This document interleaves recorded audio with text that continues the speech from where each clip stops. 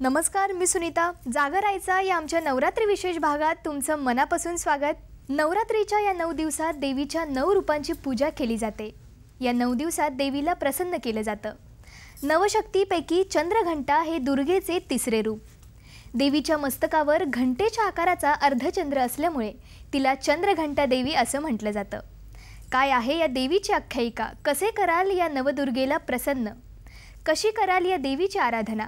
हे सर्व आज आपण जाणून घेणार आहोत.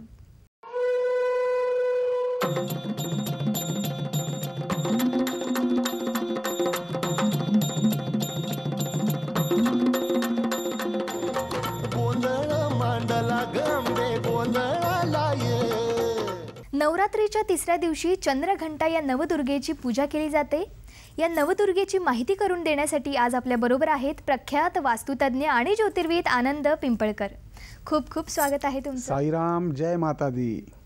काय सांगाल, आज नवरात्रीचा तिसरा दिवस म्हणजे ह्या दुर्गेचं तिसरं रूप जे आहे चंद्रघंटा, तिसरी शक्ती चंद्रघंटा. काय सांगाल, काय महती आहे, काय कथा आहे या पाठी? मुळामध्ये नवरात्रीच्या ह्या 9 दिवसांची नवरात्रींची संकल्पना किंवा नवदुर्गांची संकल्पना ही शरीरातल्या 6 आज्ञाचक्रांशी संबंधित आहे. माणसाची उपासना सुरू झाल्यानंतर त्याची एक कुंडलिनीची जागा सांगितलेली आहे, ती म्हणजे पाठीचा जो मणका असतो, माकडहाड, त्याच्या बाजूला 2.5 वेढे घालून बसलेली सर्पिणीसारखी ती कुंडलिनी आहे असं शास्त्रकारांनी वर्णन केलंय. ज्यावेळेस कोणताही उपासक उपासना करतो त्यावेळेस तो त्या शक्तीची उपासना करतो आणि त्याला शक्ती प्राप्त होत असताना विविध प्रकारचे अनुभव येत असतात. त्यातला तिसरा अनुभव जो चंद्रघंटा की जी देवी स्वरूपात मानली गेलेली आहे, तो आभास म्हणजे ध्वनी लहरींचा. थोडक्यात काय तर ज्यावेळेस माणूस उपासना करतो त्यावेळेस तिसऱ्या चक्रामध्ये जेव्हा त्या साधकाचं मन स्थिर होतं, त्या तिसऱ्या चक्राला मणिपूर चक्र असं म्हटलेलं आहे. तिसऱ्या चक्राला मणिपूर चक्र म्हटलंय आणि या मणिपूर चक्रामध्ये साधकाचं मन हे निश्चित होतं. आणि अर्थातच ज्यावेळेस मणिपूर चक्रामध्ये साधकाचं मन निश्चित होतं, एकाग्र होतं, त्याची साधना उपासना फलदायी होते, त्यावेळेस त्याला वेगवेगळ्या आवाजांचा आभास होतो. त्याच्यामध्ये त्याला चंद्राची शीतलता जाणविते. त्याचबरोबर चंद्राचा शांतपणा त्याच्या हृदयामध्ये निर्माण होतो. तर त्याचबरोबर घंटीसारखे अनेक किनाटांचे आवाज घणघणाट त्याच्या कानावर पडतात. आणि हा उपासनेतला शिवशक्तीच्या मिलनातला एक फार महत्त्वाचा भाग मानला गेलाय. देवीच्या स्वरूपामध्ये काय हिचं स्वरूप आहे तर ही दशभुजा आहे. दशभुजा देवीचं हे जे रूप आहे फार शक्तिशाली आहे. काय सांगाल या रूपाबद्दल? बरोबर, ही शक्तिशाली जरी असली ना तरी हिच्या सगळ्या 10च्या 10 हातांमध्ये जरी जसं की खडग असेल, परशु असेल किंवा गदा असेल, पद्म असेल, चक्र असेल, ती युद्धाच्या तयारीतली आहे. ती दिसते उग्र पण मुळामध्ये ही उग्र नाहीये. मुळामध्येच हिने हिच्या कपाळावरती चंद्रघंटा धारण केलेली आहे. घंटा आपण म्हणतो ना की घंटा आपण म्हणतो धोक्याची घंटा. मग ही धोक्याची घंटा कोणासाठी? तर ही धोक्याची घंटा ही पिशाच योनीसाठी असं शास्त्रकारांनी शास्त्रात लिहिलंय.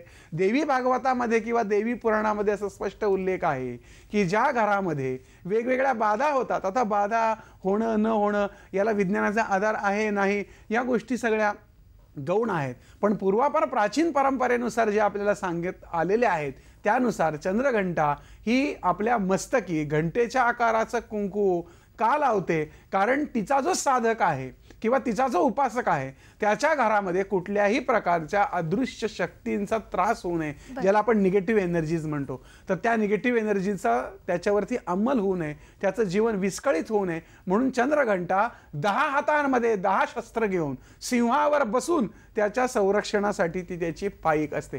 आणि म्हणून चंद्रघंटेचं रूप हे चंद्राप्रमाणे शीतल तर आहेच, पण डोक्याची घंटा वाजून समोरच्याला सावध करणारं सुद्धा आहे. नक्कीच, जसं तुम्ही सांगितलं की या देवीचं वाहन आहे तो सिंह आहे. पण नेमकं का हा सिंहच का? कारण की प्रत्येक देवीचं वाहन हे वेगवेगळं आहे, पण या देवीचं सिंह का? अगदी बरोबर. दशभुजाधारी सिंहीण जे सिंह जो आहे तो सिंह असण्यामागे कारण एकच आहे की तिचा जो भक्त आहे ती कुणावर आरूढ आहे?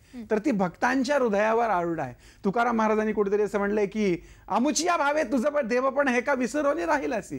म्हणजे भक्तांमुळेच त्या देवाला देवत्व प्राप्त होतं. तीच भावना या चंद्रघंटिका देवीची आहे की ती म्हणते की माझा भक्त हा निर्भय निरपेक्ष आणि पराक्रमी असावा.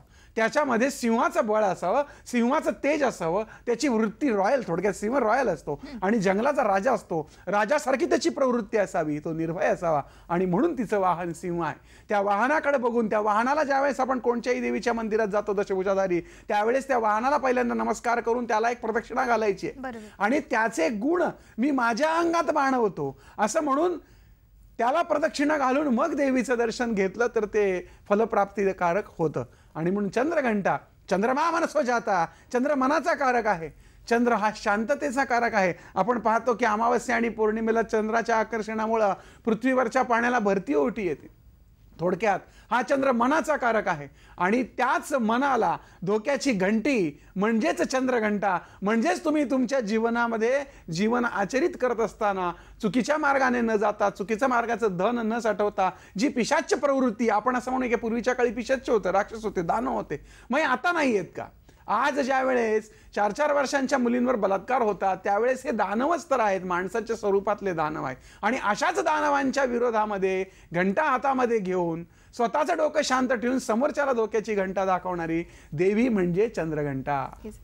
हाच काळ आहे देवीला प्रसन्न करण्याचा, मनोभावे देवीची पूजा करण्याचा. आज आपण चंद्रघंटा या देवीविषयी जाणून घेतलं.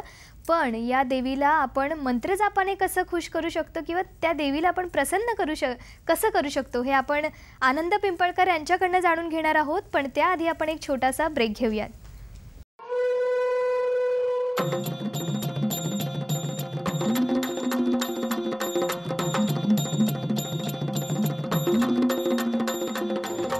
गोंधळ मांडला गंबे गोंधळाला ये,